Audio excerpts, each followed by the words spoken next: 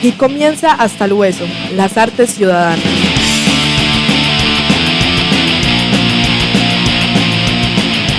Bueno, seguimos en esta temporada de Hasta el Hueso que se llama Fico no entra. Y estamos empelotando, desnudando a Fico como gobernante, analizándolo como político, como mandatario, porque ahí Jenny, y seguimos afortunadamente con Jorge Escobar, pues entra mucho también hoy en día y cada vez uno le da más importancia como esos símbolos a lo que saca el político, porque lo que empezamos a ver en las últimas alcaldías es que el discurso del alcalde crea una sintonía, crea una atmósfera, va moviendo hábitos de pensamiento y que siguen muy políticos, siguen muy en campaña los 4 años, como por la mediatización de la política, creo yo que es algo que me interesa estudiar mejor. Muy interesante, yo creo que hay que reflexionar y seguir haciendo memoria de todo lo que pasó en su alcaldía y que no debe repetirse. Hay que comprender, digamos, las condiciones en las que fue elegido y de verdad pensarnos y hacer veeduría ciudadana e incomodarnos con esas razones que a veces pueden que sean un montón y solo falta investigar un poco. Jorge, ¿cómo estás? Qué bueno seguirte teniendo aquí en Hasta el Hueso. Muchas gracias por la invitación nuevamente.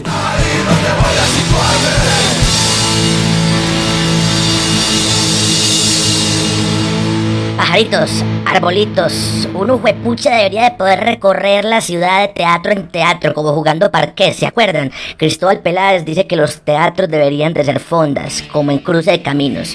Pero la verdad es que el teatro de Medellín que vale la pena, que también es divertido porque no son solo esos chistecitos de stand-up comedy, no sé qué, de pipí popó, de vaginas y penes, es arte de verdad, es el teatro underground. Como dice Vito, el punk está en todas partes.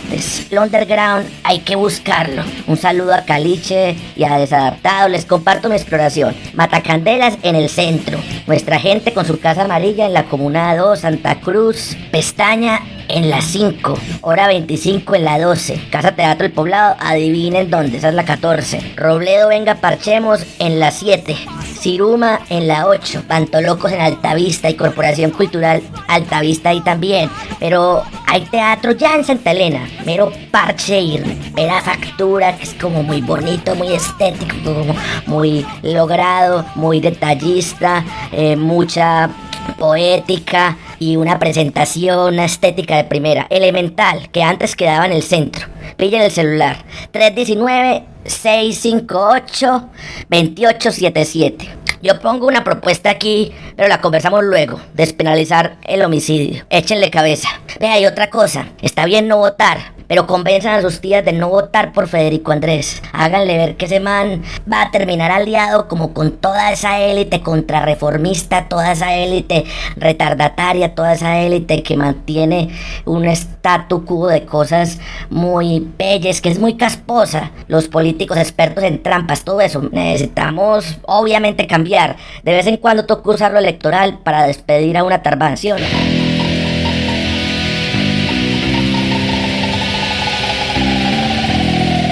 Taxi Raider Dior Calle para hablar de las bellezas de la política y la estética del poder. ¿Qué tal pues, mis amores queridos del alma, del corazón? Aquí está otra vez esta tía trans con todo el ánimo de hablar y de conversar y de pasar la saliva, pues así como con duro, porque es que ganarte Federico Andrés Gutiérrez Zuluaga no es tan fácil. Este señor, yo no sé qué se creyó, de dónde le sale la gran idea de que puede ser presidente y que es el presidente de la gente. Por Dios santísimo, es que esto sí es increíble, pues. Esto no puede ser, y no puede ser porque realmente este tipo no tiene de dónde. Es que no hay pelo para moña, como decían las abuelas. Bueno, él tampoco tiene pelo, pues, así que se diga, este hombre que es así como tan bonito y tan con esa mata de pelo, como decía mi mamá, que tiene, ¿no? Ave María, Federico, eso es creerse mucho. creer pues que va a poder hacer yo no sé qué tantas cosas y prometiendo, pero sobre todo que es el de la gente, pues como les decía la otra vez, hola caballo, hola mico, hola carro, que saludaba de esa manera. Yo no me acuerdo quién es, era Loquillo, el que hacía así algo en la luciérnaga, que empezaba pues como a remidarlo como es que él saludaba a todo el mundo, y era pues el que salía, el comandante que salía a la calle a hablar y a deshablar y a desdecir y a tomar presos a los que estaban por ahí, haciendo el daño, porque él era. Y es que hablando en estos días de las víctimas y hablando en estos días dizque de todo lo que él hizo por el tema de la paz, se atacó todo el tiempo el tema de la paz. ¿Cómo se le ocurre a este señor ahora venir a decir que es que apoya pues la paz cuando la atacó todo el tiempo?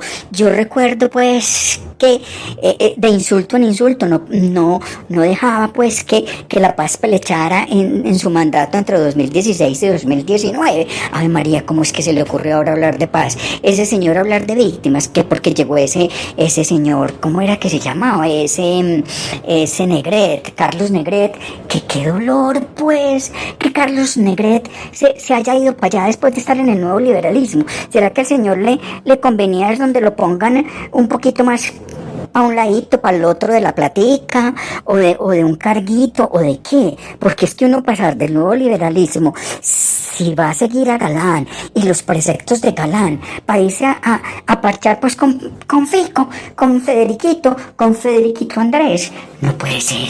Este señor sí me deja muy turuleta, pues pero turuleta, ¿cómo se le ocurre? Ese señor hablando ahora de derechos humanos, y parece que se los llevaron pues para que les acomodara ese asunto, pero yo no le creo pues, yo a Federico Andrés no le creo pues que tenga derechos humanos, si ni siquiera empezó por la casa que era su alcaldía aquí en Medellín, si con el monaguillo pues, aquel de ese Gómez, de ese, ¿cómo era que se llamaba? Yo no me acuerdo cómo era que se llamaba ese hombre, el que era el secretario de gobierno de él, y el mandamás pues, ¿cómo así que Santiago, ese Santiago Gómez, si no sabían ni derechos humanos, ni sabían de tratar a nadie en esa alcaldía, y lo que hicieron fue maltratar y joder a la gente, pues que es que sí la jodieron. Y ahora es que hablando de derechos y que hablando de las víctimas, si el señor no se le ocurría nada pues, y le parecía pues casi que las víctimas eran delincuentes, ¿qué es eso tan horrible? Seguir agenda de paz, seguir trabajando. Yo recuerdo también el tema de la escombrera pues allá en la 13, que nunca hizo nada. Nunca hizo nada. Yo creo que los amigos del Armadillo en estos días estaban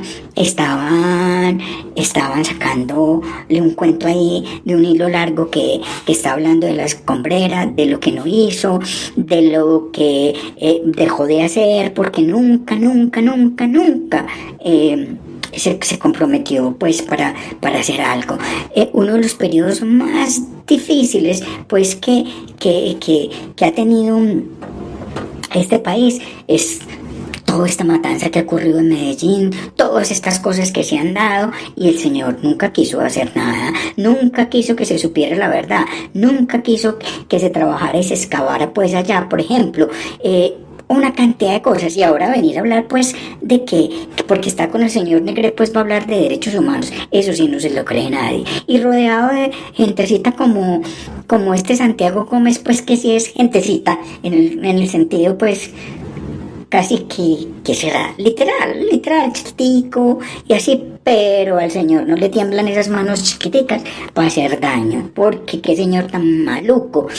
Yo creo que ahí hay un asunto pues que no nos vengan a meter el cuento de que al señor Federico le interesan, será que va a manejar pues los derechos humanos a punta de seguridad democrática, pues de pronto sí, mandando los policías, mandando el ejército, saliendo él mismo a coger y montándose una casa de papel, será pues por los robos y demás, pero hombre, como que uno pensar que a ese señor sí le preocupan pues los derechos de las víctimas, el tema de la paz, el tema de los derechos humanos de las diferentes poblaciones.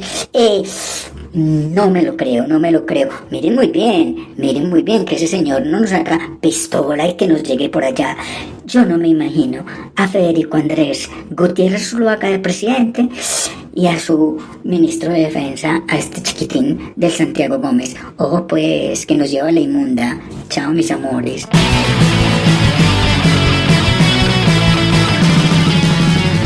Escuchamos a Saxi con una memoria importante de la administración de Federico Andrés. Es que en el acuerdo de paz y la reconciliación se necesitaba mucho de Medellín y sigue necesitando. Medellín es como la capital de la paraquería, entonces tenemos que mostrar que realmente somos una mayoría distinta o muchas minorías distintas. Y entre su discurso bravero no hizo nada y retrocedió en lo poco que teníamos en políticas de memoria y también de restitución de derechos, de justicia para las víctimas. Pudo haber hecho una campaña bien chimba de reconciliación, pero no. Va a decir algo que a la gente se le olvida, pero el apodo de Federico era Pinturita. También. El apodo Yo lo alcancé a escuchar por ahí. ¿Usted lo heredó o qué lindo, qué linda herencia? El Pinturita original era Federico. Y era una forma de referirse de las personas que decían, pero este solo pinta, pero deja el hueco. O sea, era una forma, y eso define muy bien, creo que el apodo de Pinturita define muy bien la alcaldía de Federico. O sea, decía, hacemos una ciclovía, pero la ciclovía es pintar una raya en el piso, ¿cierto? Y poner un separador plástico, eso ahí no construyó nada, ¿cierto? Pero igual valen miles de millones de pesos y en los resultados decimos, no, construimos centenares de kilómetros o decenas de kilómetros de ciclovías. Ese era el apodo original. Se parecen tanto que los uribistas retomaron el apodo de Federico y se lo aplicaron a Daniel Quintero. Si estás buscando una continuidad y una versión de continuidad, él ahí, o sea, nada más representativo que eso. Solo que tenemos memoria muy corta en Medellín. En Medellín tenemos una memoria supremamente corta.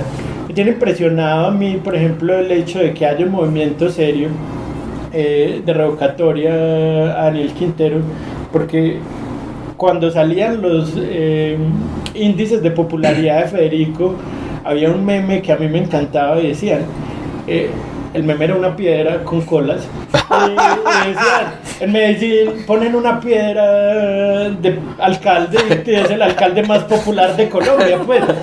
O sea, como el peor alcalde que hemos tenido Va a ser el mejor. va a ser el que más popularidad tiene de la vida. Es una cosa muy importante entender la diferencia entre publicidad, que fue lo que hizo Federico. Sí.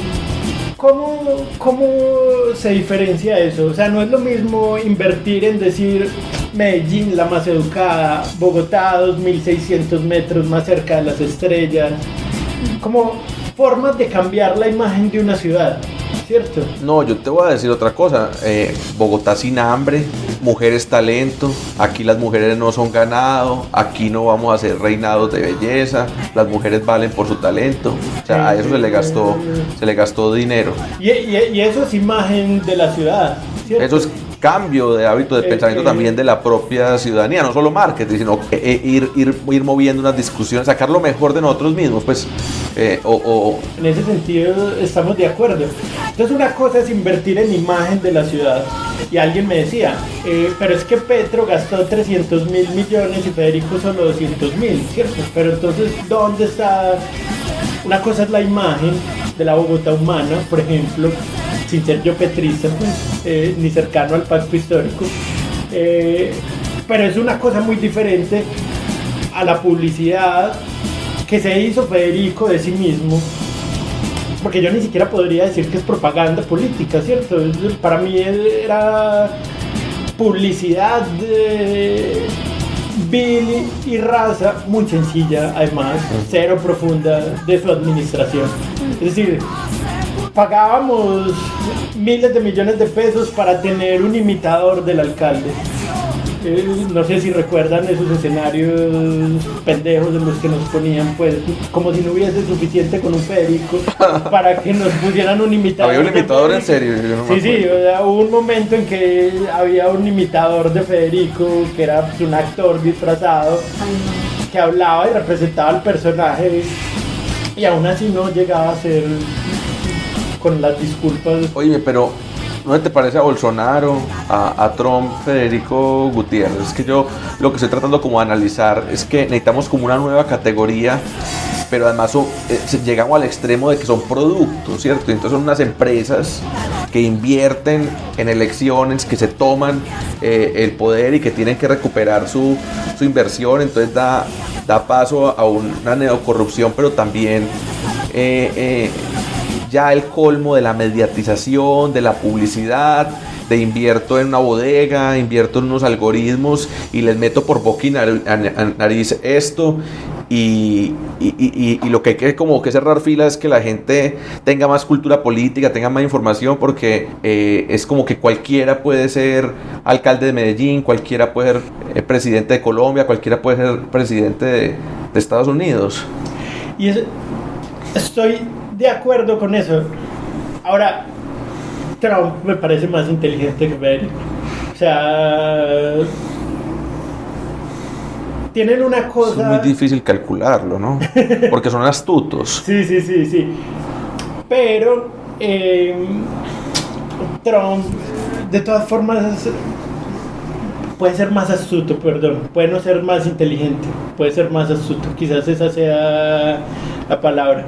Yo lo que siento, y esto aquí uno a veces deja de calcular, eso no creo que sea muy popular decirlo, pero ante todo yo percibía a Federico, a mí no me gusta meterme en la vida privada de la gente, pero es que ya era una figura pública, como una persona inculta, como una persona en la que sus subsecretarios que se bajaron decía, no hay poder humano para que el alcalde se lea 2 páginas. Ay, no.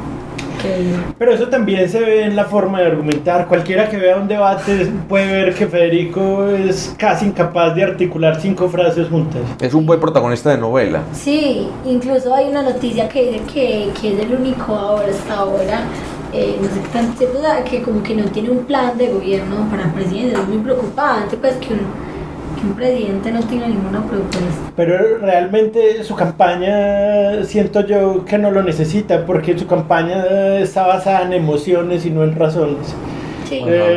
Su campaña, la única propuesta que tiene es que Petro no sea presidente. Lo cual haría muy peligroso el gobierno, porque finalmente lo que termina imponiéndose en esos gobiernos es el culto a la personalidad, unos excesos, una fiesta, un abuso de poder, y luego querer seguir aceitando o logrando heredar ese cargo, heredar ese gobierno para que entonces ahí entra un juego de los contratistas, de cómo va a mantener tranquilos los contratistas, de las cuotas. Llega la columna vertebral, a ver si armamos este esqueleto.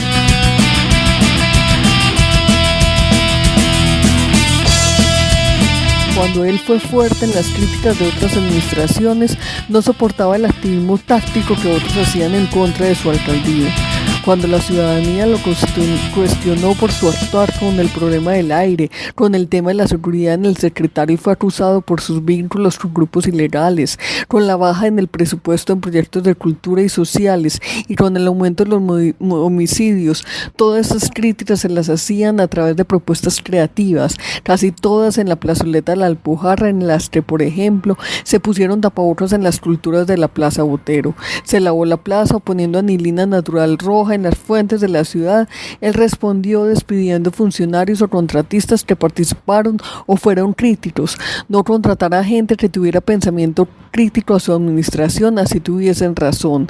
Y se dice que incluso para aceptar a alguien en un proyecto se le revisaba sus redes sociales al mejor estilo de una dictadura. A ver qué tanto cuestionaba a la persona a la alcaldía, o poner una multa a quienes pusieron la anilina y no estar presente al momento de la entrega de la plata. Además de que tenía uno de los síndromes de Adán más grandes que ha tenido un alcalde de esta ciudad. También durante su mandato aprovechó la remodelación de todos los parques de Medellín, algunos innecesarios, y las interpretaciones a los artículos del Código Policial para impedir que la gente se reuniera en los parques a tomar cerveza y allí en espacio público pudieran hablar de política, estar con amigos y familiares disfrutando del lugar, y veía estos actos cercanos como un acto vandálico y de orgía. Así era la alcaldía de Federico Andrés Gutiérrez, más conocido como Fico, un hombre que se dice que trae ideas frescas y la juventud, y no es más que un ser autoritario y con ideas arcaicas propias de un padre aleccionador y tradicional en el mal sentido de la palabra. No será un buen gobierno el de Fico si llega a ganar. Ese gobierno claramente nos recordará la época del gobierno de Turbay y su estatuto de seguridad, tan peligroso con la gente, tan peligroso con el estudiante que marcha.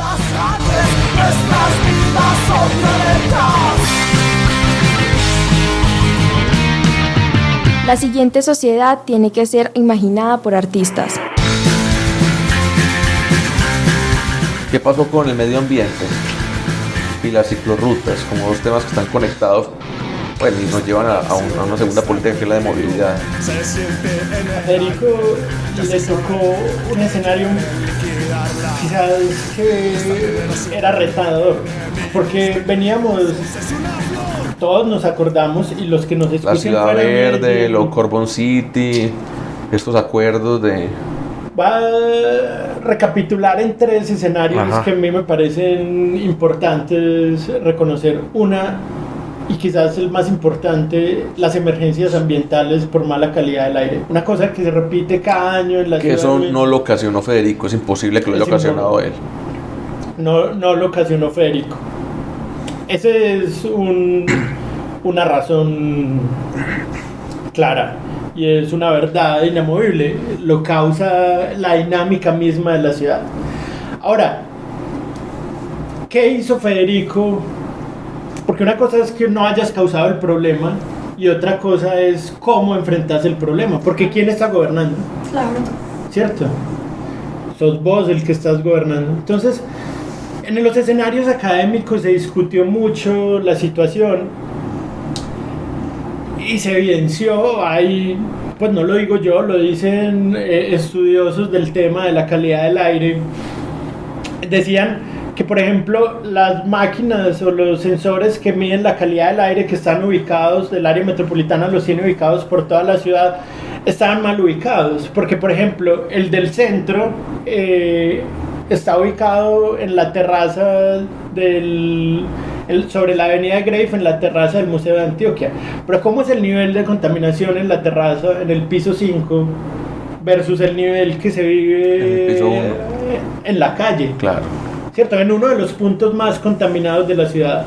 Claro. Entonces, las universidades llevan sus propios equipos de medición y encontraban índices de calidad del aire. Bueno, pero ¿qué debió haber hecho Federico con el medio ambiente y no hizo?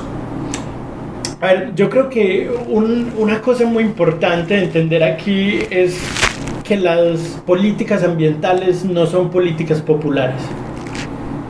Y enfrentarse a problemas complejos requiere... Se abrazó a FENALCO y a FASECOLDA, ¿no? Sí. La agremiación de los vendedores de carros y de comerciantes en general estaba en discusión, peatonalizar, ¿cierto? Poner más, peatonalizar Palaceo, una zona del centro.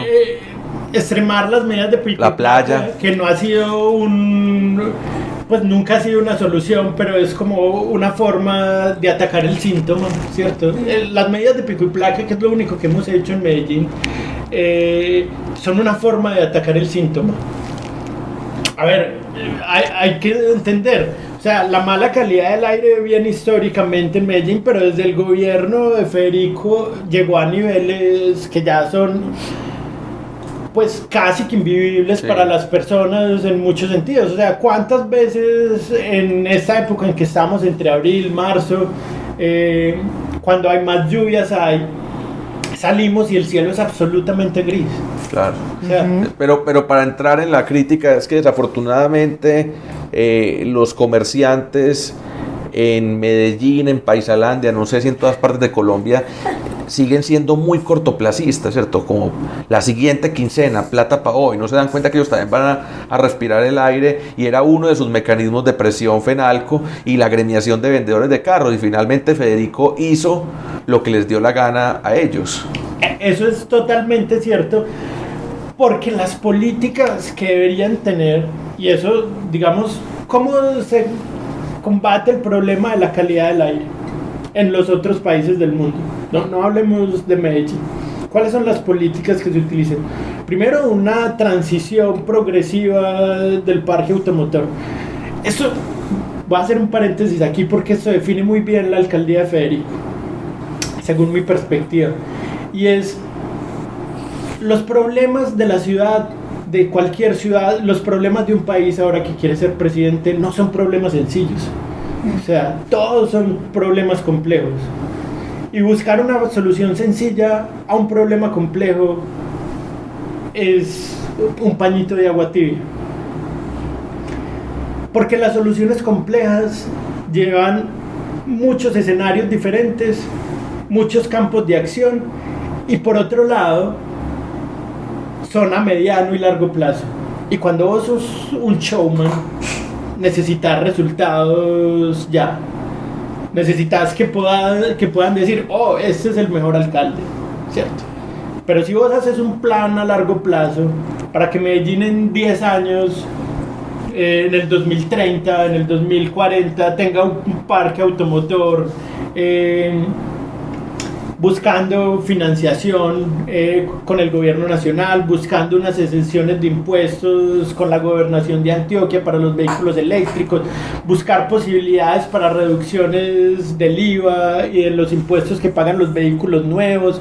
O sea, escenarios hay muchos, pero no te lo resuelven ya. Entonces, ¿cuál es el que te lo resuelve ya?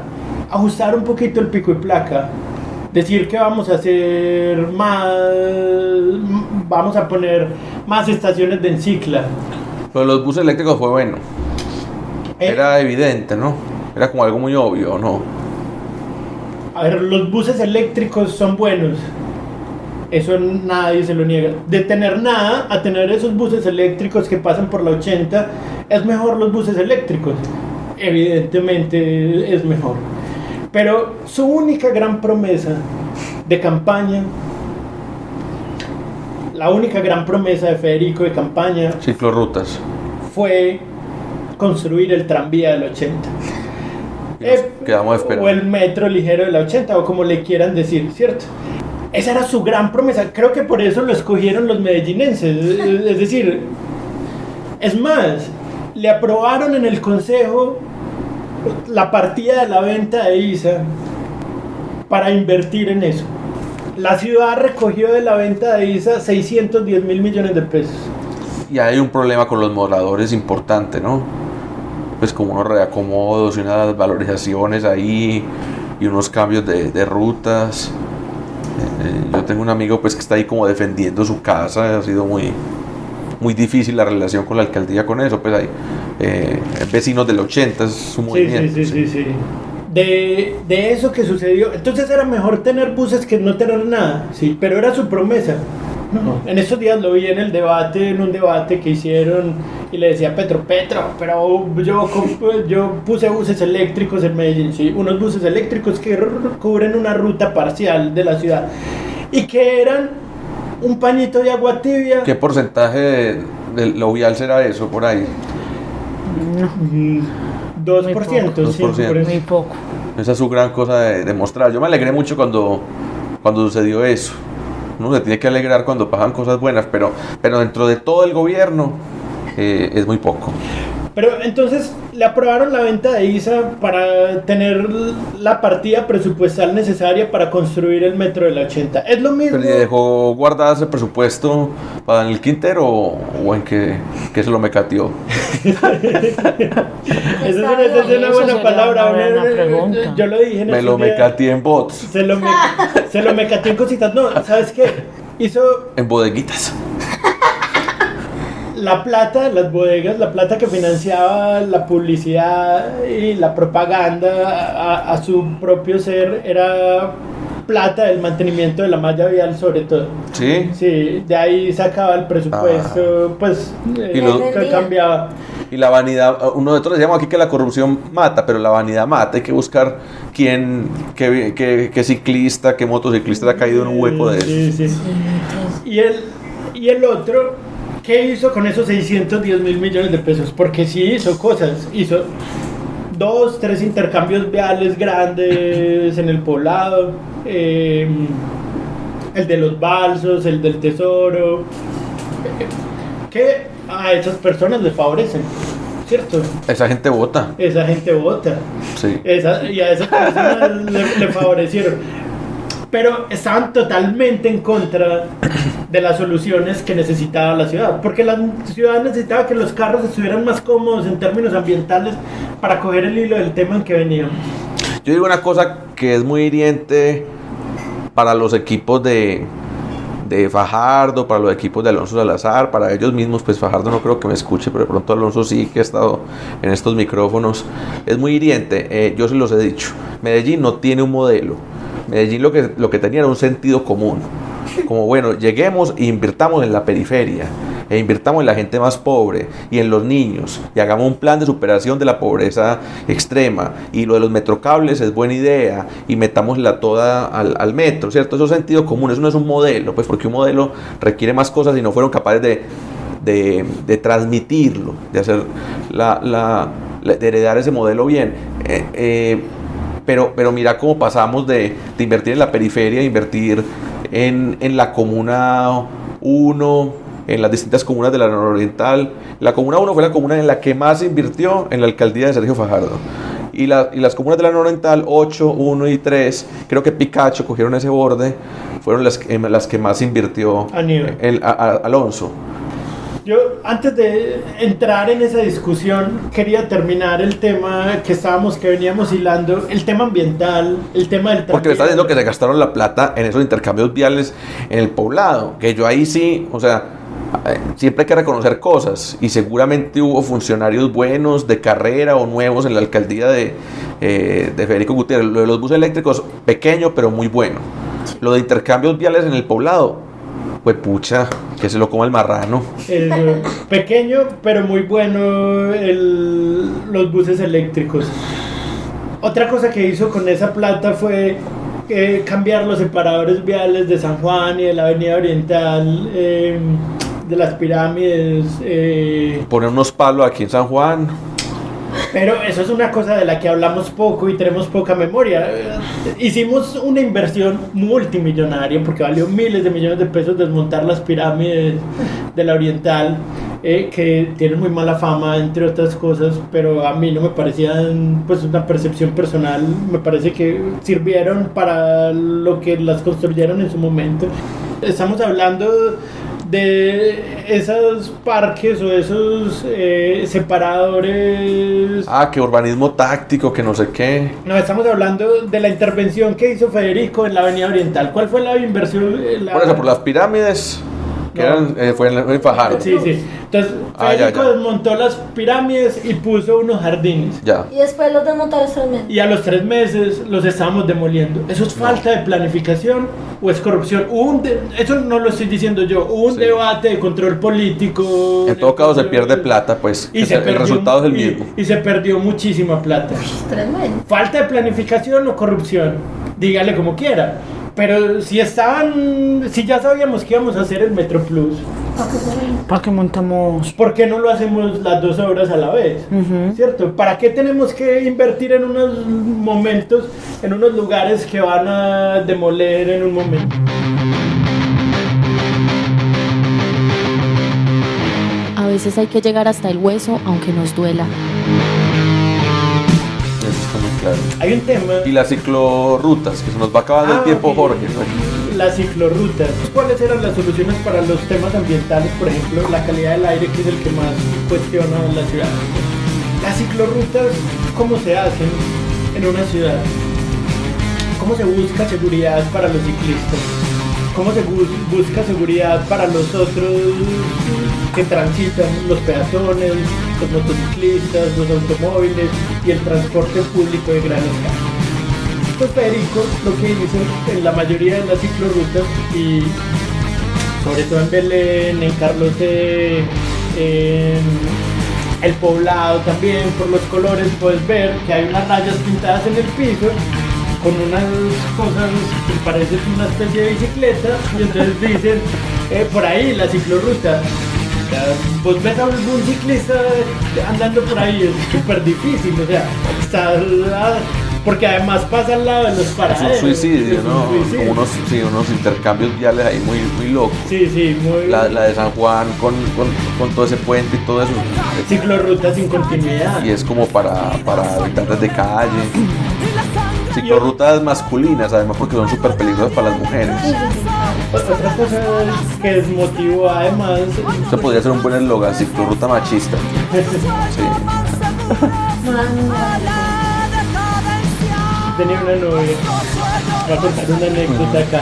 Tenía una novia que vivía, estudiamos en la Universidad Nacional y la novia vivía por el velódromo.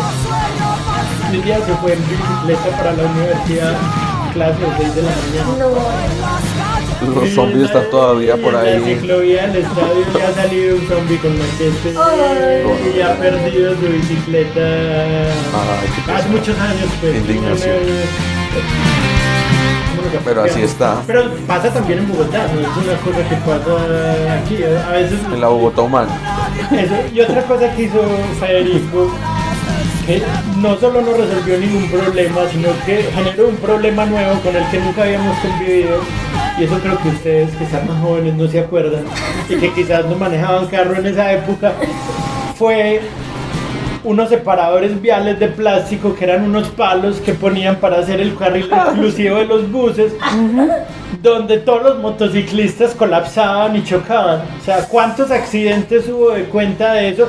Que valió muchos miles de millones ¿Sabes de qué, pesos. qué pasó? Que yo creo que en la alcaldía de Fajardo, de Alonso y de Aníbal no se inventó nada, ni hubo ninguna innovación democrática. Pero el talante de Federico era mucho menos diálogo, mucho menos escuchar a la gente. O sea, bajó la democracia. Si la democracia estaba mediocre en su ejecución, en prestarse como alcaldía para ser democrático, y bajó. Pero creo que tampoco escuchó a los técnicos urbanistas, creo que tampoco escuchó. Sí, tampoco hacía la pendejada del PowerPoint y de la cartografía social, pues de juntar a 3 comerciantes de San Juan y listo, ya me llevo aquí la matriz DOFA de ustedes. Escucha un nuevo episodio de Hasta el Hueso, todos los jueves en Spotify. Bueno, yo creo que no vamos a llegar hasta el hueso del gobierno de Federico Gutiérrez hasta que no acabemos temporada, pero hoy por lo menos tocamos unos huesitos, tocamos el medio ambiente, que con Jorge era muy importante, y bueno, aquí seguimos en Hasta el Hueso. Muchas gracias. Muchas gracias. Gracias.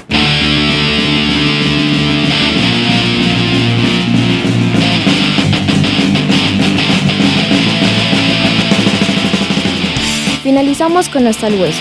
Comunícate con nosotros al email jaramillo.lucasconk@gmail.com y Twitter de Jenny con H_Duque.